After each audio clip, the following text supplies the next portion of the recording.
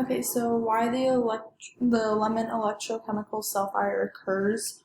It's when two electrodes, the two different kinds of metals that we used, are placed in a liquid electrolyte and connected by a conductive material.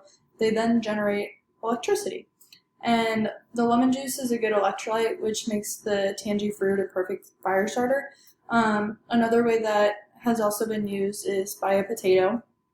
Um, the energy comes from the chemical change in the zinc when it dissolves into the acid. The energy does not come from the lemon itself. The zinc is oxidized inside the lemon, exchanging some of its electrons with the acid in order to reach a lower energy state. The energy released is what provides the power and which causes the fire.